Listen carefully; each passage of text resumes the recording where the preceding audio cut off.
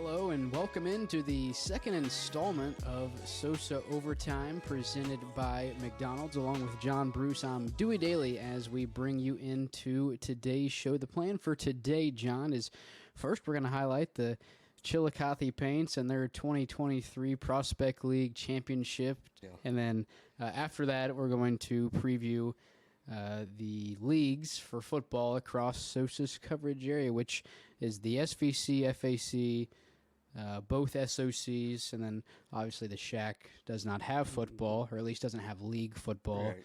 And then we'll have the OVC and the MSL. And then we'll also wrap it up with some game previews at the end. So it should be a pretty fun episode. Once again, thank you to McDonald's for making this podcast possible, as well as Ohio Health, who makes everything we do here at Southern Ohio Sports Authority possible. And John, if you're ready to roll, how about the Chillicothe Paints getting it done this year, back-to-back? Back-to-back Prospect League champions. Third time in 4 years. I think that's a dynasty. 4 times Four overall. seasons. My bad, 5 years, because they didn't play in 2020. But 2019, 2022, and 2023, 40 with playoff games included, 45-18. Their best winning percentage in the 30 seasons of Chillicothe Paints baseball. So it was you helped produce the championship there game. we go. Yeah. I sat there. I hadn't been to a Brock. Paints game in years, and Yeah. I'd listened to them because our one of our broadcast partners, Jacob Wise, is the voice of the Chillicothe Paints and is outstanding. So I'll listen to him, call games, follow all the results and everything. But it was a great time to get to go watch, and really fun watching the Paints bring home another title. When I think it kind of speaks to how good the team was when you lose and I don't want to make this all about one player, but you lose a guy like Arturo Diesla like 3/4 of the way through the year, because he goes and signs a minor league deal. I don't know if it was a minor league deal, but signs it was a minor with the league deal rookie league with the Rangers. With the Rangers. So he's playing in the Dominican Summer League right now. Right. And I would say it's safe to assume he missed probably the last 20 games, and he may have still led the Prospect League in RBIs, or at least was top 2 or 3. He was top 5 still in RBI and home runs. Right. At the end of the year. And he only played 40 out of the 58 games. Yeah, so the good thing for them is a guy like Tim Moore is ridiculous. That dude's going to hit wherever he's at. He hit a home run in the championship, and then Victor Figueroa from Mississippi Valley State. Two absolute tanks He is the last going 2 to games. tear up the SWAC. SWAC. With his swing. Not the Shack, but the SWAC. Victor Figueroa was the MVP of the playoffs. And Was it the playoffs or was it just the Prospect League Championship Series? either way, he got the Some sort of Yes. recognition. So they opened up the playoffs with victory in the division series against Champion City, and which then was their closest game, 7-6. right, and then Which Figueroa hit a go-ahead home run in it. that was back. I think Champion City led a couple Yes. times at different points in the game. I think they actually scored first, may have had a 2-0 lead, and then I think may have led 5-4. And Yeah, I think maybe it was that 5-4, was and it. it was a 3-run homer, I believe. And then a win in the conference championship over the Springfield Lucky Horseshoes, which is one of the really all the names in the Prospect League are pretty unique, but I think that one is above some maybe top 2 or 3. And then actually you lose game 1 18-12 against Quincy, Such and a it's ridiculous score. and I don't have the exact numbers, but I know there was close to 20 total walks for both teams, a bunch of errors. Just wasn't the most. It was a very sloppy game, to say the least. It was kind of the game when, so near the end of the Prospect League season, some of the players have to go back as school's getting ready to start. So you don't have necessarily the pitching depth that you had throughout the year. Right. So it's just kind of see what you have left type and feel. I think that's kind of what that game 1 was. But game 2 just completely dominated, 1-12-0. Only 1 hit allowed. Yeah. I think maybe 2 or 3 walks, so 4 base runners total for Quincy. Yeah, and then game 3, 12-8, with the Figueroa and the Tim Moore. Tim Orr home run, but the shortstop, Cole Wachowski. Oh, yeah. Let's go with that.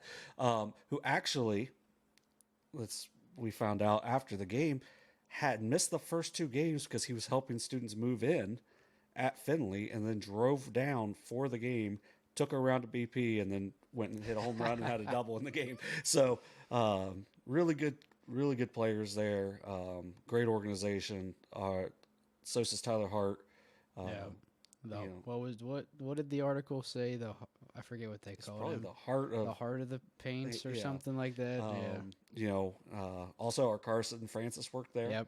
Yep. Brock was taking pictures of the championship game, and then one of our big supporters, Brian Wickline, the owner, helps keep this thing organized and going well. And happy for all those guys to be able to get another these bad boys. Yeah, another championship ring. So back-to-back championships, 3rd time in 4 seasons, 4th overall. Now I think they are the most winningest.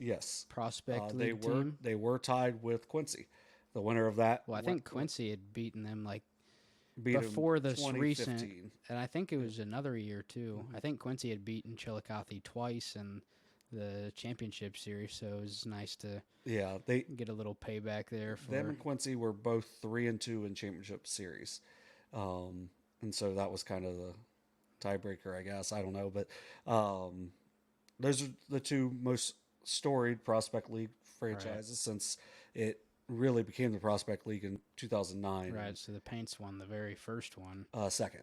Oh, did they have one in? Yeah, they had one in 2008? 2009. They won in 2000. Oh, 2010? Yeah, okay. That's when they had the walk-off home run. Oh, to win the whole thing? Yeah. See, I was only 7 or 8. So. I still wasn't going to games at that point. Fun fact, that was the first game in 20 years I'd been to that they'd won. So on Sunday? Yeah. So the funnest fact of that, it was 6-2 when I walked in. So in reality, it was tied. Well, yeah, because it was right after Figueroa hit an absolute bomb, which somehow wasn't quite as far as the one he hit on Saturday. Which is hard to believe. I mean, just the sound that the bat makes on that kind of swing. I mean, it's just, you don't even really have to watch, because that's either just a line drive that nobody's getting in front of, or it's landing on the golf course, and there's no in between. And I was driving up at the time, and I heard the crack of the bat. Then Jacob immediately announced it was a home run. But as soon as I heard the crack of the bat, I was like, oh, that's gone. And so it was a fun team, and they'll be back for year 31 next year. I'm sure they'll be celebrating a 4th title. Hopefully. Yeah. Well, it'd be a 5th title. Well, hopefully we'll get a 5th next year. So. Right. Maybe go a little 3-peat in Chillicothe. We'll see what happens. That'd be nice. That would be nice. So with that out of the way, jumping ahead to football this year on the high school level, we're going to start with the SVC. John, what do you got for us? So last year, the 2022 league winner was Zane Trace. They won a classic against Uniota, I believe in week 7. And it was 35-31. They won it. I believe Uniota was up 31-21 early in the second half. Zane Trace scored the go-ahead touchdown. Blake Phillips, I believe. I don't think it was Barnhart. I think it was Phillips scored it. I think you're right. Phillips scored the touchdown with a little over a minute left. Uniota had a last pass in the end zone get batted away. And that's the only thing that kept them from their first undefeated season since the 60s. But for Zane Trace, they make a run through the SVC. They win their first round game 56-0 over Clark Montessori, which is kind of the story of some of these playoff games. With the more teams getting in, a lot of that first round, if the teams are really good like Zane Trace was, sometimes they get a very favorable matchup. Right, yeah. And then they played a really good Cincinnati Madera team, and they lost a tight game in the second round. And they graduated a lot. But still, my pick to win in 2023 is Zane Trace. I mentioned Daniel Barnhart at 1,500 yards rushing. That's hard to replace. But they return Carter Langley, who had an absurd 17-1 touchdown to interception ratio last year. And he was doing it with a lot of just smart passing. He would hit tight ends with Nayland Robinson. Kyle Sternrock had a big touchdown in that Uniota game. And they also did it with off the run. So a lot of what they do is through the trenches. and dominating time possession. Now, running the ball, Langley will run it a good bit, but also Blake Phillips, Riley Hartzell will probably get the bulk of the carries. They ran for nearly 300 yards a game last year and were just very tough to beat. Now, they've got an injury in the early going, which I'll talk about here in a couple minutes. But so they've got a really tough first-round game, which we'll talk about later. Or first-round game, week one game, which we'll talk about later. Yep. But it's a team that returns a lot of bulk, a lot of strength. They hit you on defense. They fly around to the ball. Aiden Dunn, I believe, had 6 interceptions last year. And, it's just a defense that is very active. Now, they have to replace a lot of guys, but it's kind of a next man up system. Now, but they also have I believe it's almost an entirely new coaching staff. I think one coach is back from last year. And so that could be a big difference early. We'll see how quickly they adjust. I've heard good things about the coaching staff. Well, the head coach he's not very old, is he? No, he's 27. Yeah, I didn't think so. He played he walked on at OU, and then he coached at Triad over near the around the Springfield area. Okay. He coached there for his first 3 years. So he's a young coach, but he's coached a lot of football. So, it's definitely, there's a lot worse situations to step into than if you're him. So I think that's why I have Zane Trace. I do not think it'll be a walkover. I think there are 3 other teams that are, very capable of possibly pulling off an upset. First one would be with Uniota. They'll be tough as they return first team All-Ohio and at quarterback Newton Hoops. His brother Blake has an injury right now. I think he'll be back before league play. So he's the top receiver back. But they need to have, some other playmakers on the outside. Caden Cutright, Katie Perkins. They have a couple of young receivers, a couple of young running backs. If they can get those guys to mix in with, 2 experienced tackles also on the line, but they've got their interior guys are almost all new, or at least in a new position. But defensively, they should be really strong. Connor Dawson, David Long, Ethan Summer, really highlight a really good group of linebackers. And then you got Marcel James up front, who's just a absolute monster. So he's somebody that people are going to have to contend with. So they've definitely got some talent, but we'll see if they can find the playmakers offensively. So we'll see that in week 1 also when they take on a good Vinton County team. Another one to watch for is Paint Valley. They lost Dom Chambers, unfortunately, likely for the season in a summer camp.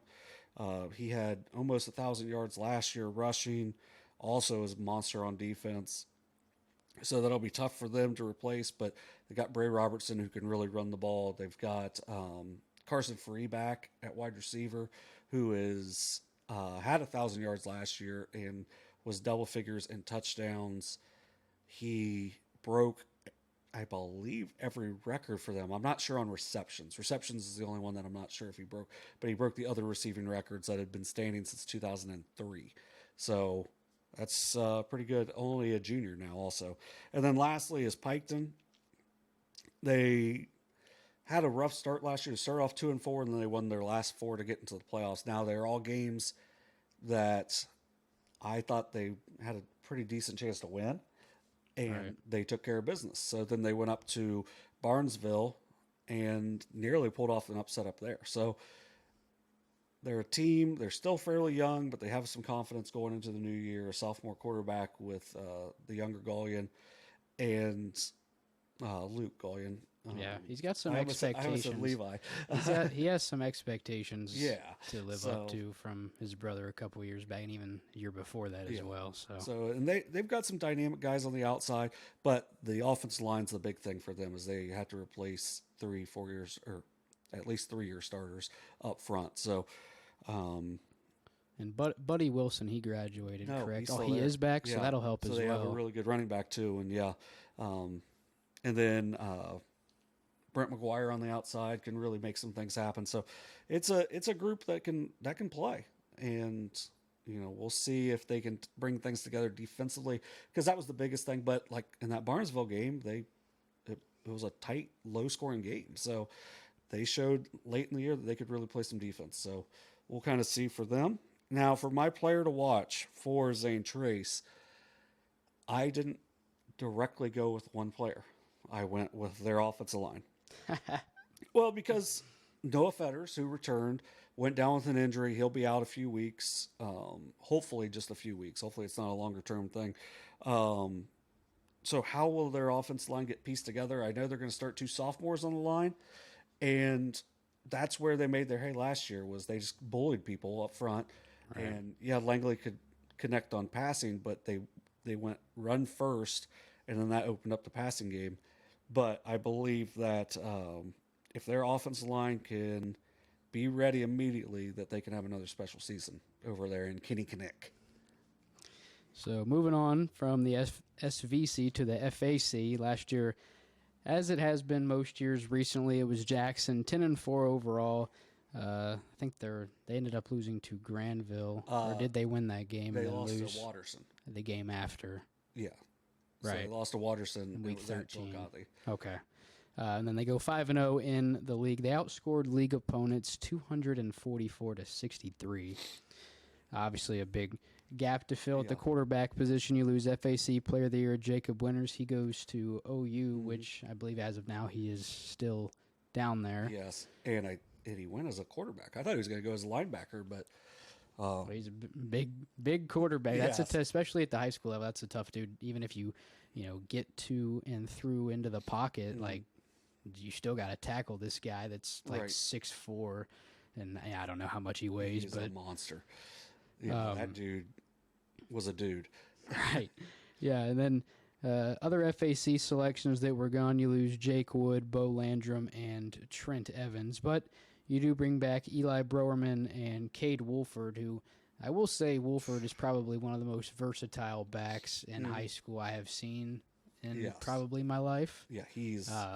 I mean, I don't have his exact stats down, but I know as a running back he had like 25 catches, which, I mean... I think he'll probably be a slot guy in college because right.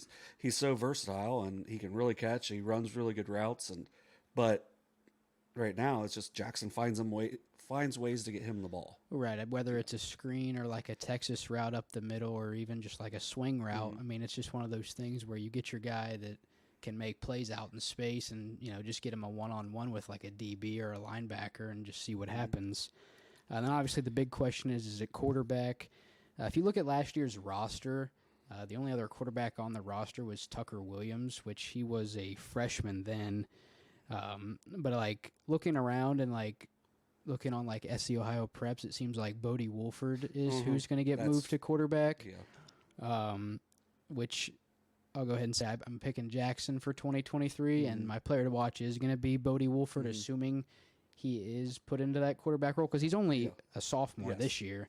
So if he's able to like successfully fill that role and have a great year, I mean they're going to get, including this year, 3 more years of that and 2 more years after the season's over. So yeah, Bodie Wolford. I mean, I don't want to say his success will determine how Jackson does this year, but I mean, given the athlete that he is, I would say Jackson is in pretty safe hands if he is who is under center. So so they'll play a really tough non-league schedule, so he'll get kind of thrown into the fire immediately. But from what I've heard is it's good things. So if he can come in and be ready immediately, it can be a really big difference maker and game changer for them as before they get into FAC play. Right, and obviously you only play 5 games, so unlike some leagues where you play like 3 or 4 non-league games, Jackson's going to play 5, which just 2 of those is Ironton and Wheelersburg. Yeah. So, and I'm not sure the other I ones. believe Western Brown's still.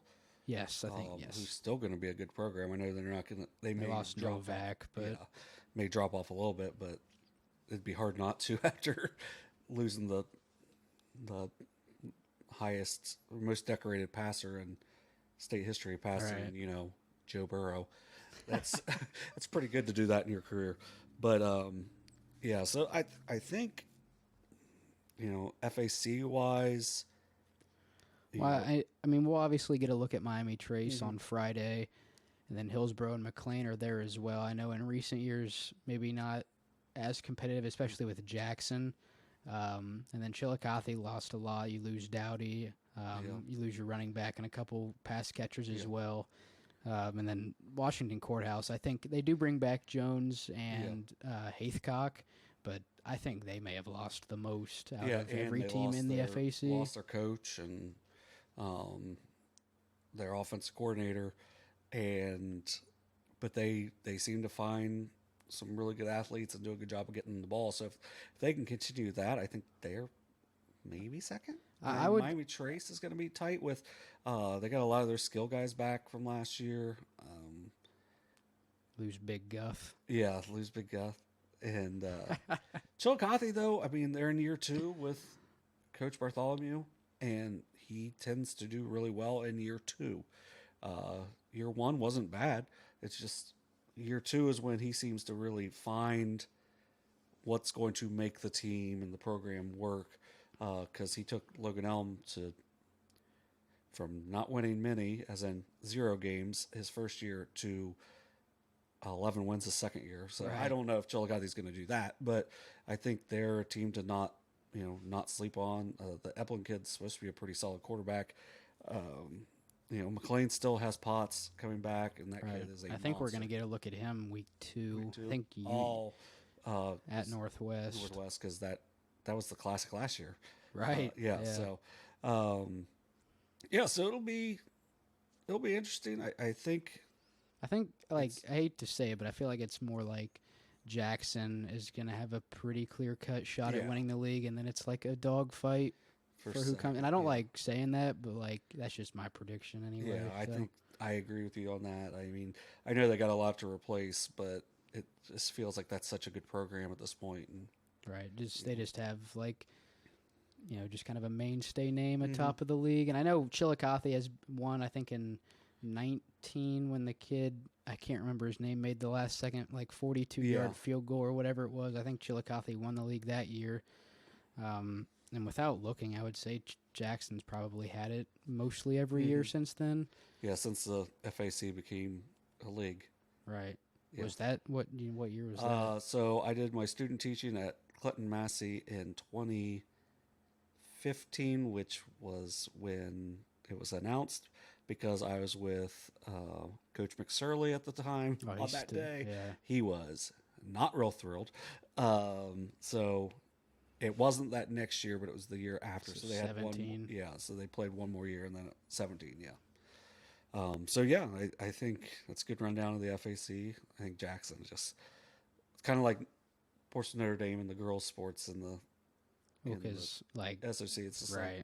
Yeah. You just gotta to be the man, you got to beat the man. Until somebody proves you wrong, it's because like Notre Dame, they've won like 50 some games in a row in the league. So it's like, okay, until somebody actually beats you, like why would I change my mind about that? About them winning? So yeah, I guess we'll see what happens. Obviously, it'll take until week 6 for Jackson to get into league play, but with Wolford presumably being the starter for the first time, I think the first 5 games will be a pretty good testament on how he will perform throughout the rest of the year. So, then moving on to SOC 1, and this is all going to get kind of hairy once we get to the winter season. But SOC 1 last year was won by a split of Eastern and Northwest, who each went 4-1 in league play. They each lost in the first round of the playoffs. I believe it was Northwest that beat Eastern in the regular season. Yeah, and then Northwest lost to, I think, Notre Dame. I believe it was. I was looking at it yesterday and for some reason didn't write it down. So that's how they ended up tying. Or it might have been flip-flop. I think Eastern beat Northwest, and it was kind of an upset because they started off so poorly on the season and then ended strong. Well, because Eastern had a losing record overall, didn't they? But they went 4-7 overall. Right. Yeah. So Northwest has jumped to the big division. Oh, they're in the SOC too? Yeah. Did anybody drop down, or did they just add one? They just added one with South Gallia coming in. Oh, so is Gallia in the SOC 1? Yes. Okay, so they added one to they moved 1 to the 2 and then just added a new team. Yes. Since South Webster doesn't have football. Yeah. So, with that being said, I am taking the Eastern Eagles to soar to another SOC title in 2023. Dylan Morton, Jace White, Tucker Leist should, make the Eagles' offense really dynamic. They'll still have their trademark excellent line play with Coach Tomlinson and his son Brewer, who is a monster. He's really a basketball player too. Really good touch. We saw him down. We saw him a couple times, and he's got really light on his feet. I'll talk about him in a few minutes, but they were dynamic offensively last year, and I think they'll carry that on into 2023. Now, South Gallia is new to the league, and they'll want to make some noise, so we'll see if they can kind of step in, and, it's going to be weird for them in East not playing 3 times this year. They played twice last year. Like Southerville East? Yeah. And South Gallia played twice in the regular season. Just like once early and once late, or not was really. It like once it was in like week, 3 weeks? It was either week 3 and 5 or week 4 and 6. It was one of the two. Did they at least like go home and away? I'm sure. Okay. But then they played again in the playoffs. So they played 3 times last South year? South Gallia won the first 2. Hard to beat a team 3 times. That's East won. Yeah. Man. So with South Gallia only being on East schedule once, East only plays 9 games this season. So, but maybe hopefully 10. They make the postseason. Let's hope so. And East had a really big finish to their season last year, winning their last 3 games of the regular season before winning the playoff game, which was the first one they've won in quite some time. And they beat South Gallia. Green won their first 6 games a year ago before dropping their last 5. So they made the playoffs and lost their last 4 of the regular season. I think it's Abe McBee is back. It's either Abe or Gabe. I'm not sure which one. One was a senior last year. One was a junior. Oh, is there like brothers? Yeah. Okay. I believe it's Abe that's back. And it's just really tough overall. And you could tell it on the basketball court that he's really tough. And, he's going to be a big part of their offense. And I think Green's got a chance to be sneaky in there. Notre Dame's always solid. So, I think the SOC 1 is going to be really competitive. Should be a fun conference to follow along with. But my player to watch from Eastern is Brewer Tomlinson. Now, he should really probably dominate the trenches across the league. 6'2", 275-pound sophomore. Really light on his feet, good hands, really good footwork. He should be a monster, not only this year, but in the next 3 seasons total. So that's why I have Eastern as my team to beat in the SOC 1. That's not always bad to pick a team to repeat. Mm-hmm. I mean, so now moving to the SOC 2 last year, obviously Portsmouth West, what a year they had, not only on the football field, but just in general. They get their first ever SOC 2 title in football, and then they do the same in girls basketball as well. So overall, just a great year to be a Portsmouth West Cider/Senator. Yeah. I know some people prefer the Cider name over the Senator name. Yeah, my last tournament basketball game was against the Ciders. Were they like, because I'm not like. They've always been the Senators. Okay. I was wondering if it was like officially the Ciders at one point. Like an unofficial. Right. nickname. I mean, like if I'm being honest, I think Cider sounds better than Senator. Yeah. I'm not sure. But I really like the Congress. The logo with like the WP on it or whatever. Yeah, that is cool.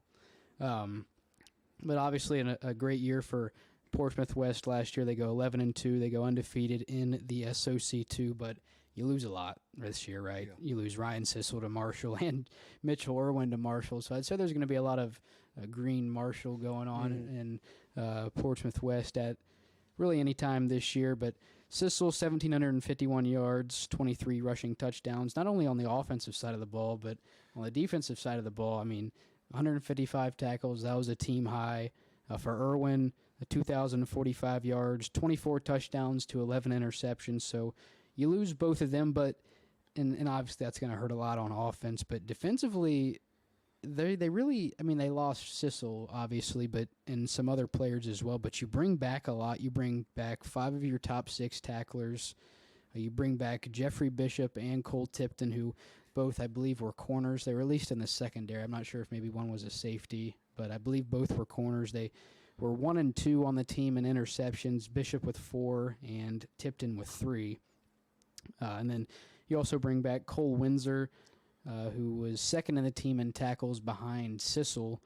Then you also bring back Trevor Fike and Cade Woods. Both of those were all SOC 2 players, and they both come back. So defensively, I think Portsmouth West should be somewhat similar, at least not as hurt as they are on the offensive side of the ball.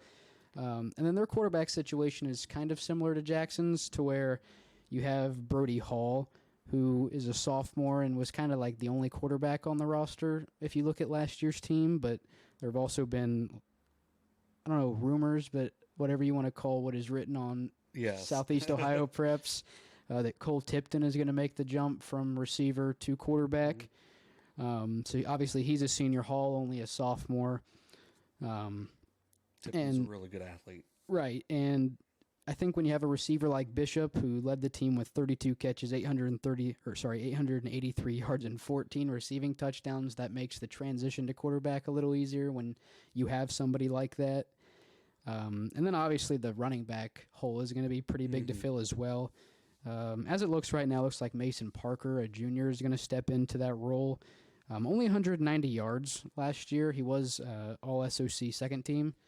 But he did average 6.1 yards per carry, so I think the 190 yards was more of an opportunity problem than clearly a skill problem because, I mean, if you put together a lot more carries, you know, that's a lot paired up with 6.1 yards per carry, it's going to equal a lot more than 190 yards.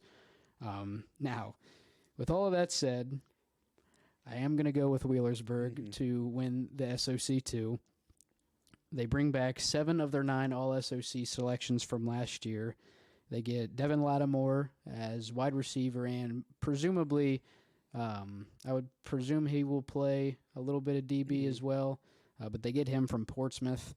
I think they are going to have a new quarterback. It's going to be Braylon Rucker, who is my player to watch for the Pirates. I think anytime a new quarterback steps into a system, he's a pretty good candidate for a player to watch.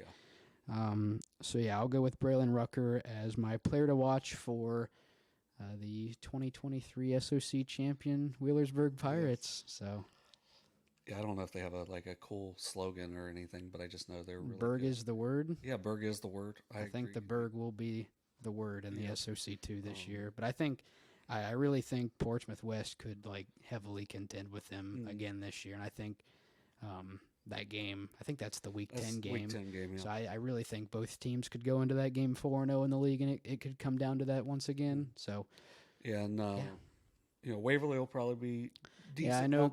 They'll be better. I know they were really young to start last year and started to play better near the end of the year. And anytime you got a kid like Jace Hurd, Jace Hurd, and then Mason Kelly's just a year older, and then we'll get I have a little bit more written down about them once we get into the game preview a little bit later. But I do think Waverly is, I would say those 3 teams are atop of the SOC 2. I would say so.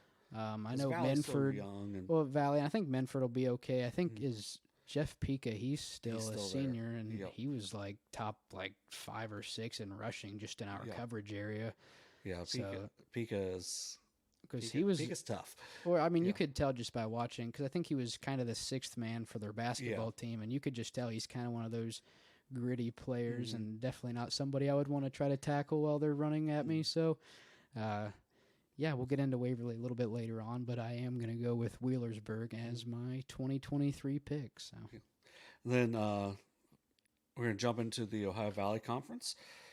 The 2022 league winner, shockingly, Ironton. The state runner-up went 15-1, setting a school record for most wins of the season, which, since they're playing more games now. Because the playoffs are expanded, right?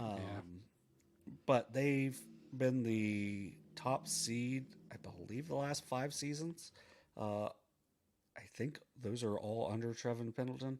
I don't know if this might be year 6, this may be year 5, but since he's came to Ironton, they have just been a complete machine. Now, the Fighting Tigers have kind of always been a machine, but they did have a couple years where they went 4-6 right before he got there, and then since then they've been state runner-up twice.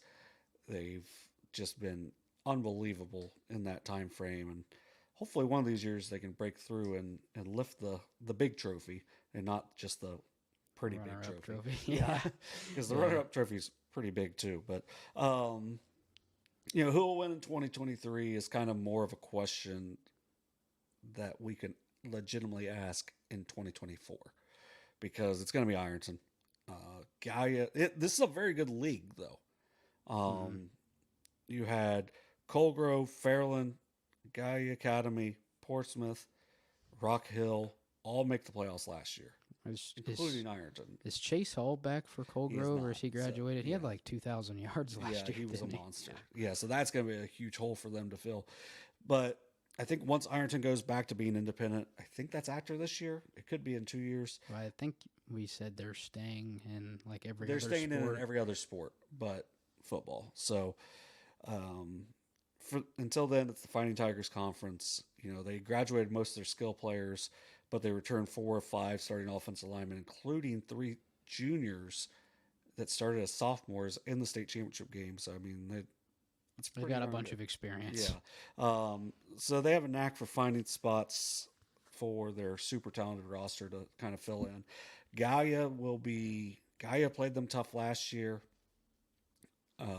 You have Hunter and Hudson Shamblin, who are just crazy athletes.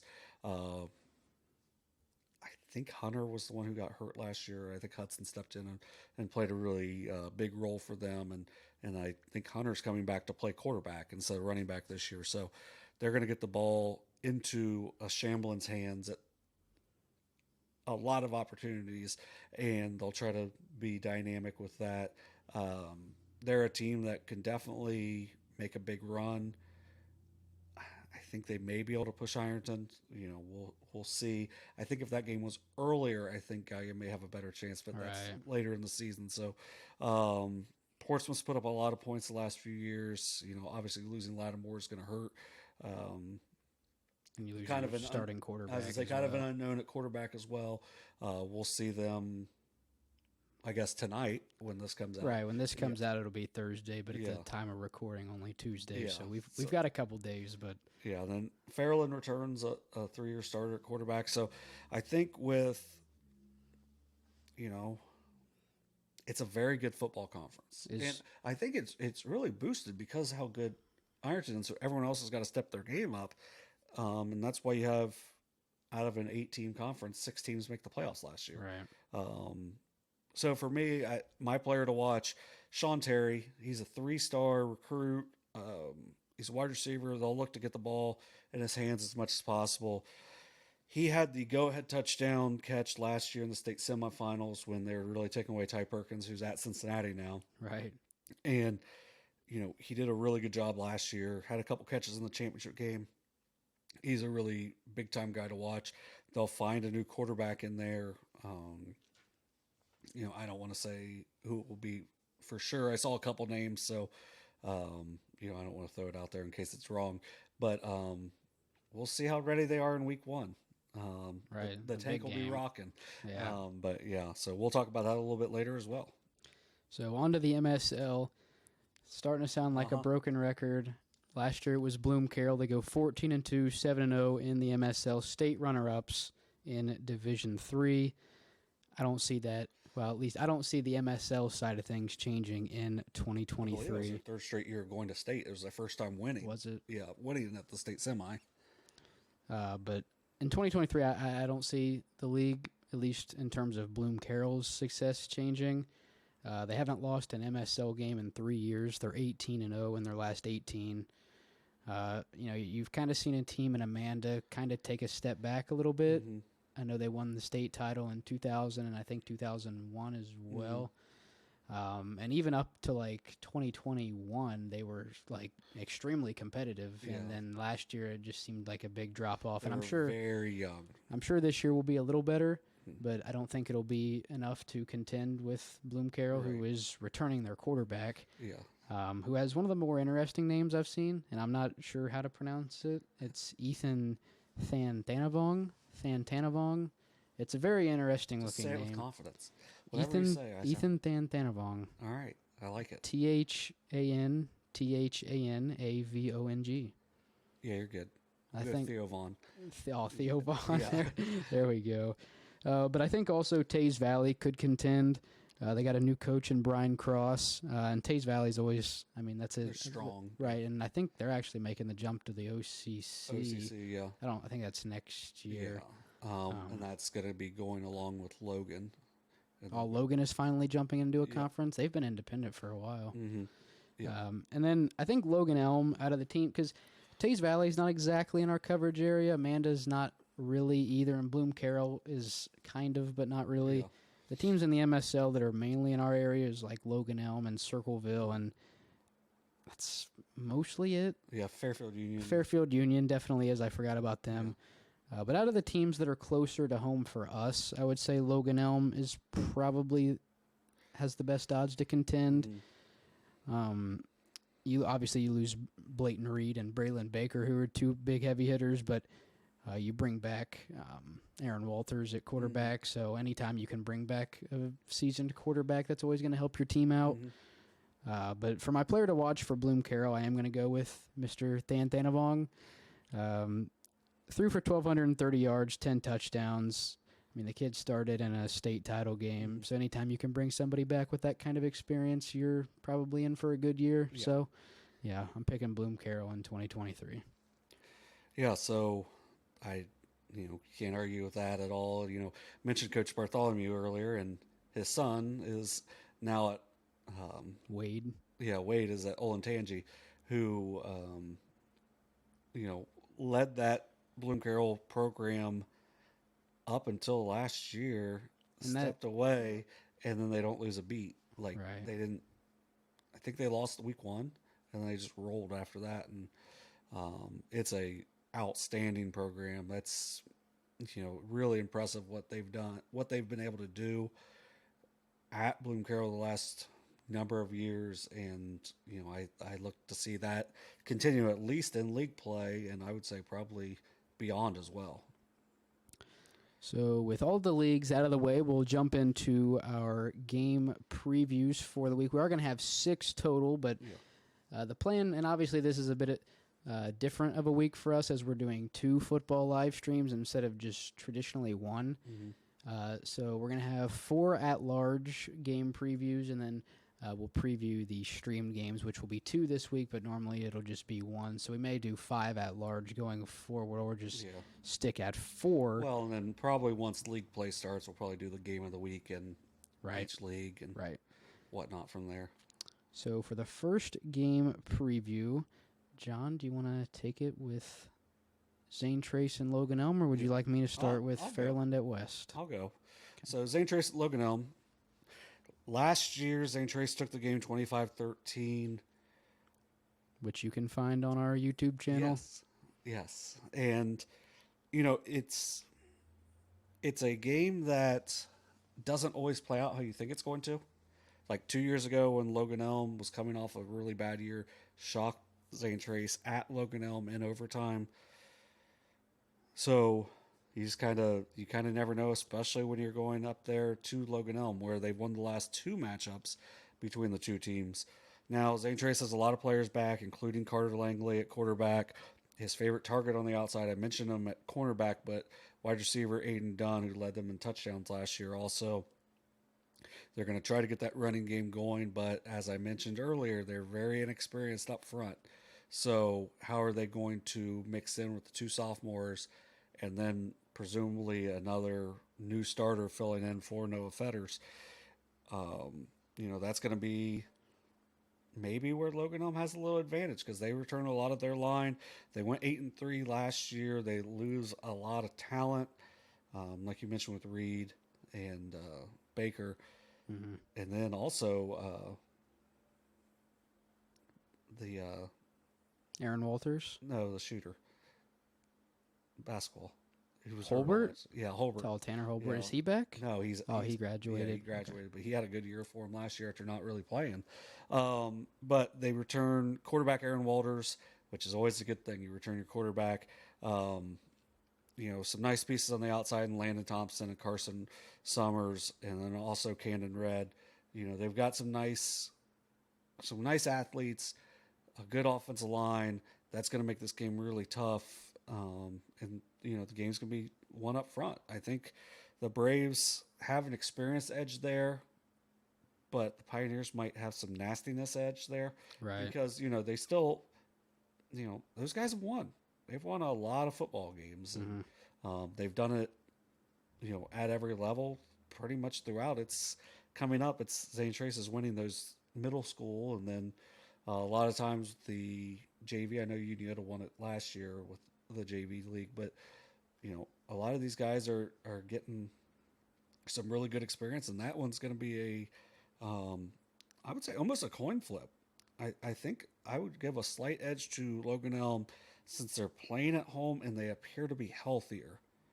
And, they've won the last two meetings there. I think the winner rolls to at least 6-0. Really? Yeah, because I feel like Zane Trace, until they go to Unita, won't really be tested after this game. They did step up their non-conference. So do you have pulled up who their non-conference games are? Or at least know? Offhand, but okay. I know they play Waverly week 2. Do they play I think so. Okay, so they stepped up their non-league because I think it's North Union in week 3. So okay, because I think they play Waverly the week before. Because Waverly's non-conference is, I don't know who they play week 1. Well, it's Miami Trace because we're. Oh yeah, man, that's bad. But then it's Zane Trace, Unita, and Chillicothe are the next 3. Okay. So yeah, so it'll be Waverly versus Ross County, more or less. Yeah, for weeks 2 through 4, it's Waverly taking on Ross County's best. Okay, so I if Logan Elm wins, I think they go to 6-0. How about that? So this is. What if does Logan Elm play Bloom Carroll within their first 6 games, or is that their week 7 game? It's a week 7 game. Okay. So really, they'll have Miami Trace. That'll be a tough one, but in Westfall's very dynamic offensively, but I don't know if they have the pieces to beat Logan Elm right now. But for Zane Trace is almost a must-win because of how much tougher the non-league schedule is than it has been. So, based off of that, I'm going to take Zane Trace in a tight game.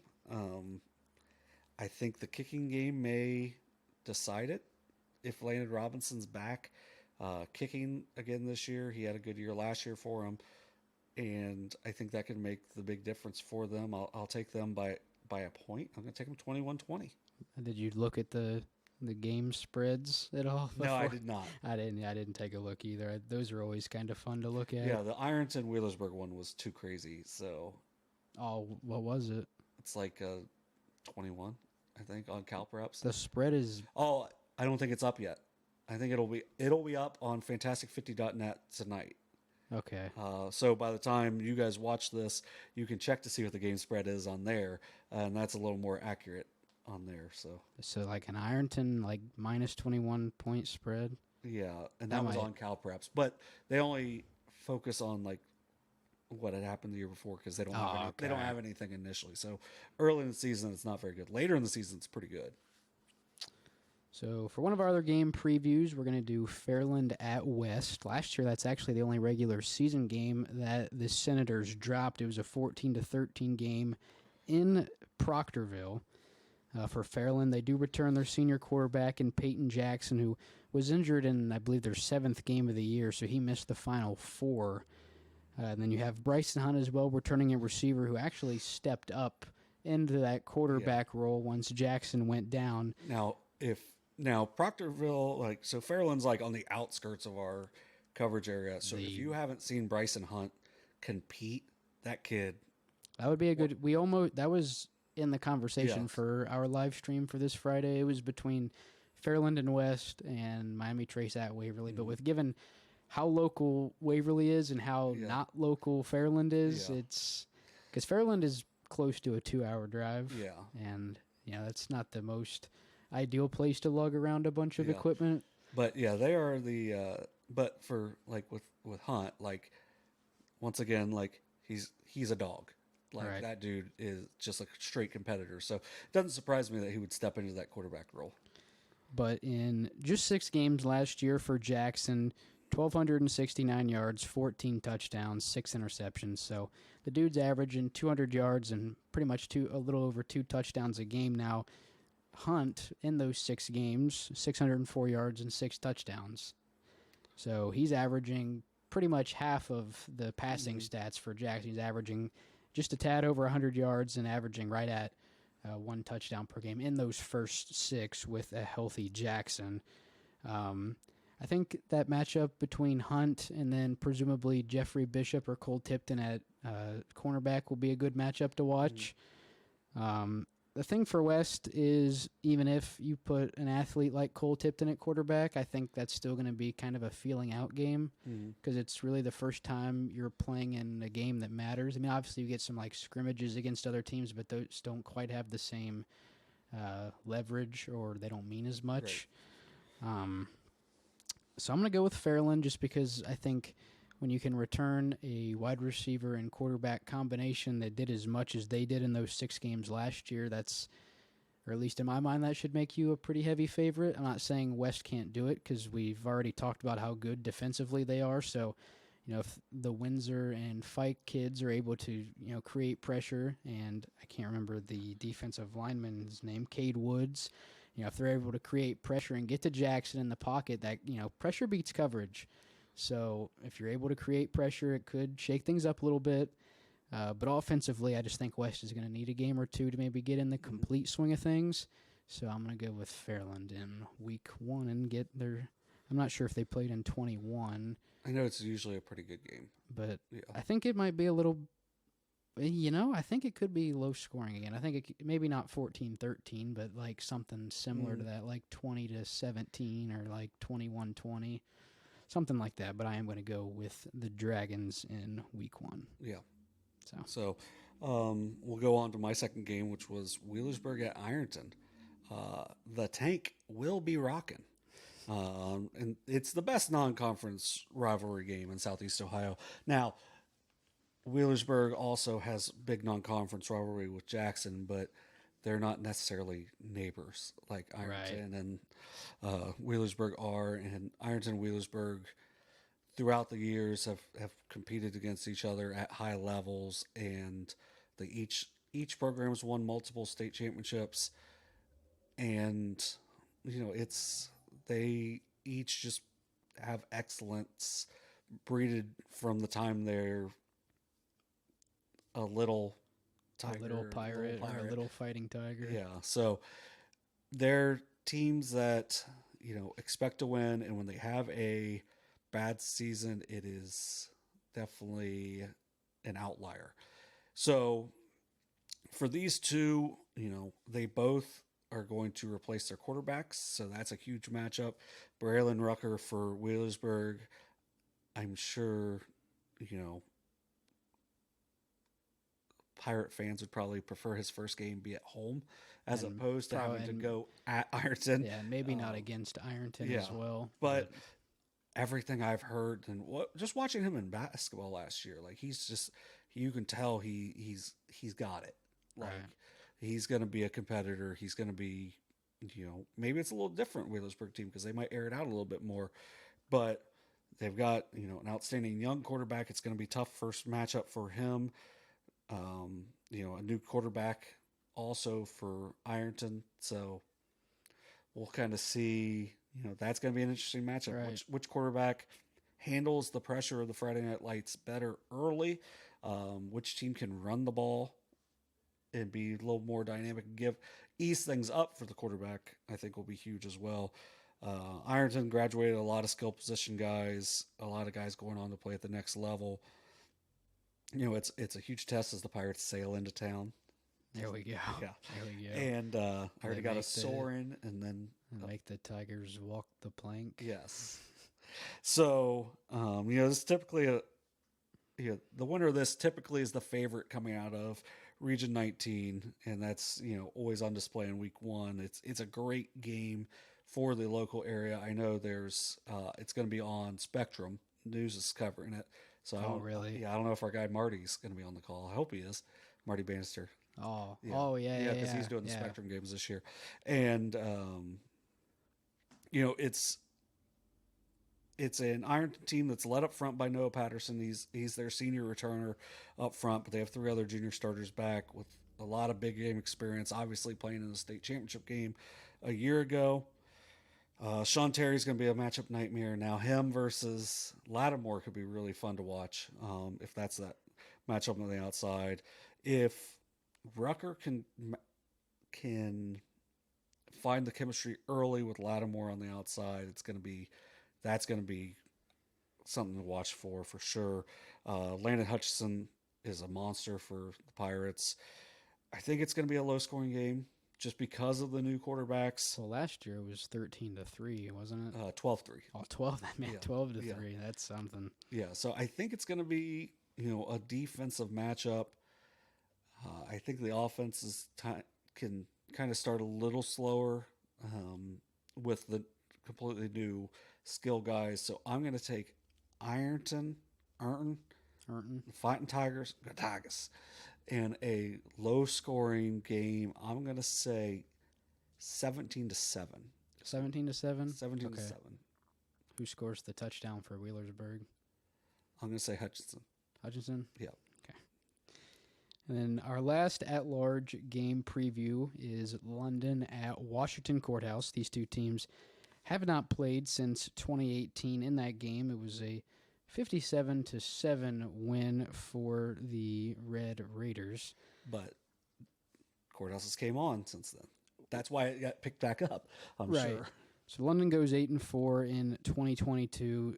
Obviously, London not in our coverage area, but you are able to find some stuff about them on. If you get a chance to watch a game there, it's a cool stadium. At London? Yeah. What's it? Is it? It's just huge. That always makes it a little bit better. Yeah, and it's got a cool entrance and stuff. It's like an actual stadium kind of. It feels like a big game when you go in there. But I shouldn't say according. When you read a little bit on like SC Ohio Preps, it seems like they have a lot of size on the team and they have a lot coming back as well. I guess they do run the wing T offense, which is always interesting always fun to game plan against. Get a look at. And then, for Washington Courthouse, you're going to have a new quarterback, right? You lose Tanner Lee Master, who's now down at Kentucky playing football. You lose A.J. Dolmeyer and then Callum Brown as well. I think Aiden Jones and Isaiah Haithcock are going to be two big, impactful players for them. Obviously, you can say just get the ball out to Jones in space and then maybe look for Haithcock over the top, and that'll get it done. But it just seems like, when you lose a quarterback like Troy Thompson, that's a big hole to fill, and I don't know who's going to step up in that position to play quarterback. But I think this game for Washington Courthouse is going to be a lot similar to the game for West this Friday, to where offensively it's going to be a lot of feeling out and just trying to get a feel for your team. So I am going to go with London. I don't have a score prediction, but it would not surprise me if Washington Courthouse won either, but I am going to pick London. Yeah, and by the way, the Ironton-Wheelersburg game probably going to be a shootout now, since I said 17-7. It'll be like 62-59 or something ridiculous. So we'll go ahead now to our previews for our streaming games of the week. First on Thursday, the day. So tonight. Yeah, tonight when you guys are seeing this on YouTube, Valley at Portsmouth. Last year, it was a 40-28 win for the Trojans. What do you think it's going to look like this year, John? It's going to be a lot of youngsters on the field. Yep. Portsmouth's won the last 6 meetings going back to 2015, which was a really special year for Valley. And it sounds like Valley's upcoming groups have a chance to replicate a lot of that same success. But they have 1 senior on the roster, only 8 juniors. They're going to be very young. A lot of guys, when you graduate a senior class that was as winning and decorated. Yes. And still they had a rough season, but Portsmouth loses a lot. So I think we're going to see a lot of feeling out in this game. I think Portsmouth is still the favorite. Yeah, that's what I am going with. I think I'd say that's safe to assume. Yeah, I think Portsmouth's the favorite. It's going to be, fun to get out there on tonight, I guess, on Thursday, Right, yeah. to get the first game of the season in. So that's always fun. I like this tradition for these two teams. I know Paint Valley did it a couple of years. With the Blanchester, I think, was on a Thursday. And I think Jackson plays Western Brown week 3 on a Saturday. Okay, yeah. I think that game is actually at Marshall. I don't really. Yeah, so it's something different. Yeah, I like when things are a little different. Right. Even though Friday Night Lights is, what it's all about. But if you can get out there and you're going to have the standalone crowd, Right. At Portsmouth, should be a fun atmosphere. I think. Portsmouth is one of the better stadiums, in my opinion, in our coverage area as well. I mean, a double-layered or double-deckered press box, an all-turf field, and it really feels, it's not really like a football field. It's really like a football stadium. Mm-hmm. I think they actually call it the Trojan Coliseum, which I feel like they kind of had to. Yes, but 100%. It's definitely a cool place to go. And I think they actually have press boxes, like they have a smaller one on the other side for, the opposing OC and DC for the other team. So definitely a cool place to go if you have not been there. But yeah, for Valley, like you mentioned, this really isn't just going to hurt them in football, but really every other sport, because you had a ton of 3-sport athletes. George Arnett, Hunter Edwards, Colt Buckle, others too. But for Portsmouth, you graduate Tyler Duncan at quarterback. You graduate Brendan Truitt and Bo Hammond at running back. And then wide receivers, not only do you graduate Reed Pendleton and Jaden Duncan and Nolan Highland, but then you lose Devin Lattimore to Wheelersburg. So, you'd say you lose all of that and you think, okay, like, there's no way they can even compete this year. But I still think Portsmouth will have a good year, and I'd say they probably should be the favorite in this game, considering they've won it, I think, 7 years in a row, or 6 years in a row. 7 years, but last 6 seasons, yeah. So, because they didn't play in 2020. All right, it's just year. But yeah, I think with Valley, they're well coached. They're really young, so I think by the second half of the year, they're going to be a lot more dynamic. But I agree. I'm going to take Portsmouth in this one as well. No score. Just no score. Yeah. 40-28 last year. We'll see what happens. Yeah, there will be a this score. Thursday. There will be. Well, hopefully. Well, there has to be. Hopefully there's a score sometime in regulation at Yes. some point. But with that, John, I believe we've covered everything for football we got one more. our preview. Do we have one more? Yeah, we got Waverly Friday and night. Miami Trace. Man, Miami I forgot. Trace at Waverly. I forgot about them twice now. Yeah, so we have that game on Friday. So tomorrow night. By the time you're watching this, it was an epic game last year. Mm-hmm. Miami Trace led for most of it, but Waverly ended up making a big comeback, winning 42-39. It was 42-39? Yeah. Okay, I wrote down 44-39. Oh, well. I must be a silly guy. On Joe Idle. I trust him. I would too. Yeah. But, so it was a shootout to start the year. I think Waverly's going to be the better team, and they're playing at home. But Miami Trace returns a lot of skill position guys. I know they lost Big Guth up front, a couple other big linemen, but they return, junior quarterback Trey Robinette, who had a nice year last year and, has more experience under his belt. Asher LeBeau at running back is really dynamic. He's not very big, but he can really make a lot of guys miss.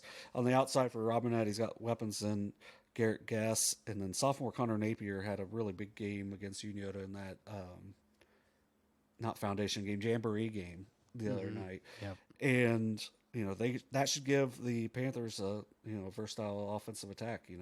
Maybe they start with the run and get hit with the pass, but either way, they're going to put up some points. Now, for Miami Trace defense, how are they going to deal with Jace Hurd running the ball, as he had a monster game last year against them? But also, Mason Kelly has a full year of experience under his belt. He's got some good athletes on the outside. They typically have a really good offensive attack, especially when they can get the running game going. And I think that's kind of what they're going to be looking to do again I think it's going to be a high-scoring contest. Should be a fun one to do. Well, Waverly has brought in Trey Johnson. I believe he was up in Columbus prior to this season. So, obviously That'll help on the outside. You lose Crabtree outside, so you bring in Johnson, who I would assume would be close to his number one target, if not his number one target. They bring back 3 offensive linemen that started last year, and then they bring in Dylan Leith from Piketon, who had 62 total tackles. That was second on his team, only behind Zane Brownfield, who is, I'd say, probably one of the better defenders in Ross County, not just the SVC, but Pike County. All Pike County. Because it's Piketon. The only SVC, well, I guess Westfall is in Pickaway. Yeah. But, Come on, dude. Man, I'm struggling over here, but... Yeah, Zane Brownfield, definitely not a bad name to be behind in the tackle category. Once again, that game is this Friday over in Tigertown at Waverly. So I'm going to take the Tigers. Go Tigers! In that one as well. Get another one this year as well. I think, honestly, this was one of the games I had a tough time picking a team. Yeah, I think it'll be high scoring. The kicking game was not very good for. Oh, really? Yeah, But But they had a soccer game that night. They played Friday night football that night. Oh, so that could be the difference for them. So I'm going to take the Tigers. I'm going to take them 38-34. 38-34. 38-34. Points. Right. I'm taking the over. I mean, I reckon that's what, 70, 72. So... All right. Well, with both of those games out of the way, I think now we have covered all of the league previews as well as our 6-game previews for Week 1. It should be an exciting week of football. We've got a ton of good games, and be exciting to get back here for the Week 2 preview. And back to McGillicuddy Kennels studio. Right, the McGillicuddy Kennels studio here in Toyga Town. Yeah. But, for this episode of SOSA Overtime presented by McDonald's, I believe that is all we have. So alongside John Bruce, I'm Dewey Dailey signing off on this edition of SOSA Overtime presented by McDonald's. Go Tigers.